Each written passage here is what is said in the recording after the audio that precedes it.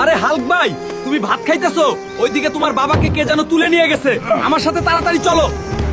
যদি আমার বাবার কিছু হয় তবে সবাইকে আমি একদম শেষ করে দিব। বাবা, আমি আসতেছি তোমার কাছে। আরে জমিদার সাহেব, আপনি আমার বাবাকে আটক করেছেন কেন? তাকে আপনি ছেড়ে দিন। তোমার বাবা সাইকেল দিয়ে আমার প্রাইভেট কারে লাগিয়ে দিয়েছে।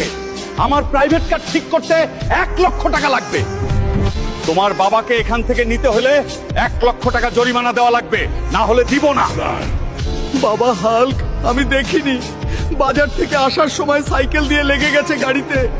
আমাকে এখানে থেকে নিয়ে যা।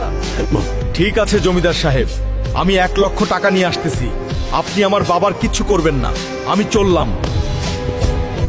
এখন আমি এত টাকা কোথায় পাবো? কোনো কাজ করলেও তো কেউ দিবে না। চাচার কাছে গিয়ে দেখি। চাচা, আমার বাবা অনেক বিপদে আছে। আমাকে 1,00,000 টাকা দিন, না হলে বাবাকে বাঁচানো যাবে না। আমার ব্যবসার অবস্থা এখন খুবই খারাপ। আমার কাছে কোনো টাকা হবে না। তুমি যাও এখানে থেকে। আরে চাচাও তো আমাকে কোনো টাকা দিল না। এবার আমি কার কাছে যাব? বন্ধুরা, প্লিজ হেল্প করো। পুলিশ তদন্ত করে বরফ রাজ্যতে একটা ডায়মন্ড পেয়েছে। সেটা যে আনতে পারবে তাকে 20,00,000 টাকা পুরস্কার দেয়া হবে।